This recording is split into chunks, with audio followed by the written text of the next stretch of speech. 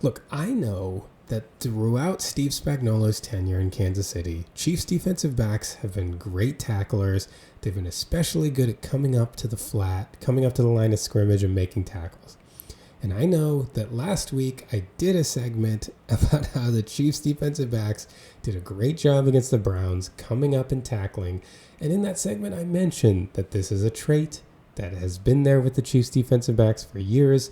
This is how they coach him up. This is the kind of guy they look for. But then the Chiefs played the Texans, and the Texans kept trying to throw it into the flat for whatever reason. And the Chiefs defensive backs kept coming up and making tackles. And it got to the point that even Todd Blackledge on the broadcast was like, why do the Texans keep throwing it to receivers in the flat and challenging these defensive backs to make tackles because they keep making tackles? So I'm sorry, I have to do a segment on it again. We're going to look at a couple plays where the Texans just tried to toss it out to a receiver in the flats, and let's look at Chiefs defensive backs again doing what everyone except Bobby Slowick apparently knew, coming up and making the tackle. So let's start first down for the Texans. This is their first drive. They just got a first down, so they're first and 10, 13:50 to go in the first quarter. Let's run this play, and then we'll break it down. So they motion Dalton Schultz over to the left side. Stroud's in the shotgun, takes the snap, and goes immediately to the right to Nico Collins, and Trent McDuffie nails him for a loss of a couple. So you see on this play, you can see what they're looking at, right? They motion the tight end over to the left, and the Chiefs end up bringing Chris Roland Wallace down tighter to the formation, right? He had been up over the slot or the inside receiver. Then when the tight end moves, he comes back up over the defensive end. Brian Cook moves over. And this works out for them even more because at the snap, Roland Wallace drops out and Brian Cook moves over with the run action, right?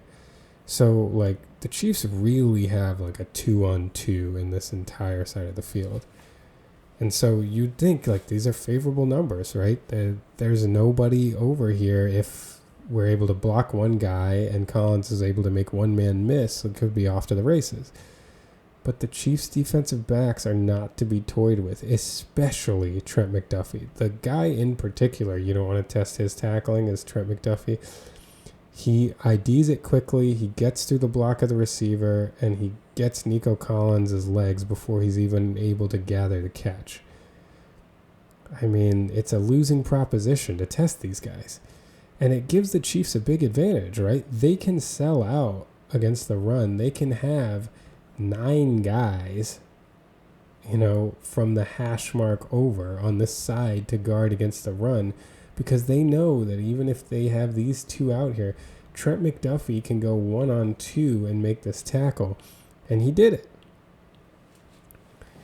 And we knew when we're at the point now when, as a Chiefs fan, when you watch them throw out into the flat, you're just like, why are you doing this? Thank you, but why?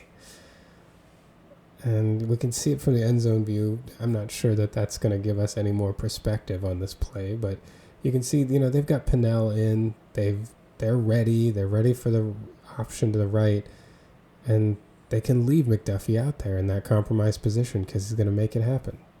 And we knew he'd make it happen. But Bobby Slowick didn't seem to know. So we now jump ahead to 4 minutes to go in the first quarter. Chiefs are up 7-0 at this point, and the Texans have a 2nd and 6.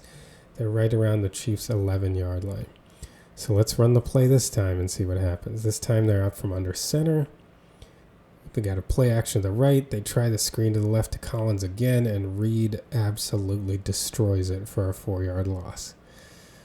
So what happens this time? So this time they go bigger, right? They've got a couple tight ends in the game. In 12 personnel, they have just the 2 wide receivers, and they sell hard on a play action, right? So this time you've got 3 linebackers. The Chiefs are in base also. They're selling hard on a play action. This looks like a run. So, oh, good. What do we have? We have 2-on-2 on the outside, just like last time, except this time both guys are in position. Last time, at least Roland Wallace was dropping deep. This time, both guys are in position. You're going to have the inside guy come in. Nobody, like last time McDuffie was being blocked, right? There was at least the guy being blocked was the one closest to the point of attack. This time, Reed is unblocked.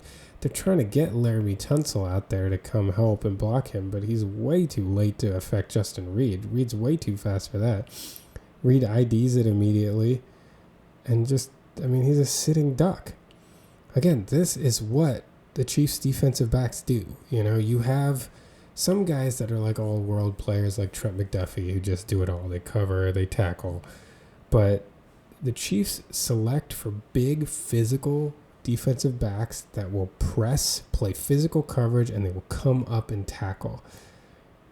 Don't test them this way. In this case, 2nd and 6 turned into 3rd and 10, and ultimately the Texans kicked a field goal.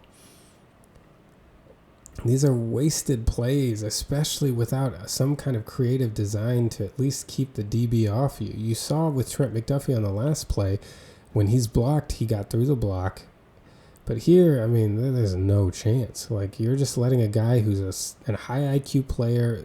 Justin Reed is a downhill safety. He comes up and he makes big hits. You're just asking him to play right into his skill set, and that's what he did. See it here from the end zone view, and they try to dress it up with the play action, but it doesn't, you have the numbers. The thing is, it's not about having the numbers. Yes, your play design gives you the numbers to have 2-on-2. It doesn't matter. If you're 2-on-2 with Chiefs defensive backs, they're going to make the tackle. And that's what happened. All right, now we got 13:01 to go in the second quarter. Texans are down 7-3, and they have a 2nd and 11 at the Chiefs' 37-yard line. All right, so let's run this play. So the Texans, they motion Schultz over to the left. So now we've got 2-on-2, but we've got a tight end here. Tight end, linebacker Leo Chenal, and we have Najee Johnson. So it's we got a tight end out there blocking, and we now have their third corner. So we've got 2-on-2. Should we throw it out there? No, we shouldn't. You shouldn't. Why do they keep doing this? They do motion Schultz over. They have a run action, and I don't know. Again, they're 2-on-2, so they're feeling good probably. Maybe they're like, well, we have a linebacker because we have our tight end. Our tight end's a better blocker. Najee Johnson's their third corner. It's not McDuffie out there. Maybe this is what we should do. But again, this is what Chiefs defensive backs do. You know where Najee Johnson has struggled sometimes? Down the field or on crossing routes. You know what he's not struggling with? Coming up and making tackles in the flat. Again, he's not encumbered by a block at all. You're just giving him a free run. A downhill physical corner. You're giving him a free run at your wide receiver. He's keying on it immediately because the Chiefs are ready for it. And the 2-on-2, like I've said, doesn't matter. They're not going to commit extra people over there. They're not missing the fact that there isn't another defender there. Their DBs will key on this play and go make the hit. You're just asking to lose yardage. And I don't understand why Bobby Slowick just continued to try this. The first two particularly, because like I said, at least the first one, McDuffie was being blocked. He had to get through a block. The second one, to me, was the dumbest. Because Justin Reed is a downhill guy and he was unblocked. The first one, I wouldn't test McDuffie if he was being blocked, but whatever, he's being blocked. This one, I guess they're like, well, maybe Najee Johnson won't. But I don't understand. If you're studying the Chiefs defense, the place that I would say is the worst place to test Chiefs defensive backs is whether they can come up to the line of scrimmage and make plays. And now we're looking at early in the second quarter, and Slowick has tried it 3 times, and he's lost yardage every single time. It's not like I'm skipping over successful ones. These are the 3 times they've tried so far, and the 3 results have been the same. All right, so now we've moved to the third quarter. 9:19 to go in the third quarter. The Texans have a 2nd and 8 at the Chiefs. It looks like 47-yard line or so. They're down 17-16. So let's see what happens on this one. All right, so Stroud in the gun. Got McDuffie over the top. Roland Wallace is dropping back. Okay, it's 2-on-1. Should we try it over here? Oh, is that McDuffie? Yeah, that's McDuffie. All right. Well, again, what did you think was going to happen? This is literally exactly the concept the Chiefs ran on the first play that I showed you here. Roland Wallace comes in. The safeties are going to rotate. Roland Wallace is going to drop deep. So again, it looks nice. It looks nice. There's, it's basically 2-on-2, and the second one is way back here. So you got 2-on-1 here.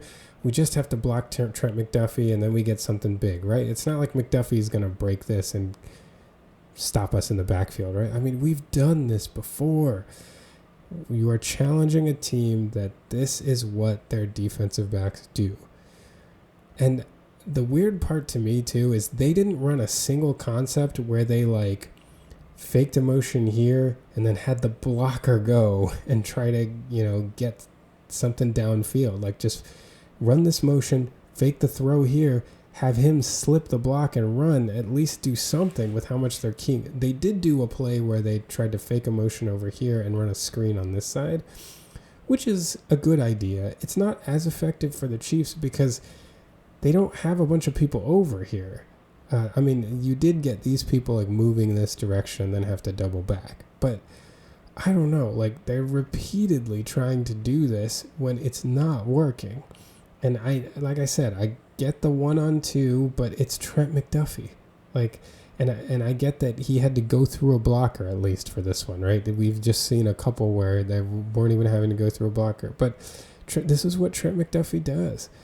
And Bobby Slowick repeatedly, he tried this 4 times through the course of the game and lost yardage every single time, setting his offense back. He would ultimately punt on this drive. I don't know what to tell you. This is something that anybody that follows the Chiefs will tell you. Their defensive backs come up and tackle. The only guy that occasionally has been missing tackles this year is Shamari Connor because he flies in hot. And he was out for this game. I don't know. I don't understand. I don't understand repeatedly trying McDuffie. I don't understand trying anybody without, with a free run. And yet they did this repeatedly during this game when even people like me have already made videos being like, hey, you know what the Chiefs do really well at the defensive back position? They come up in the flat and tackle.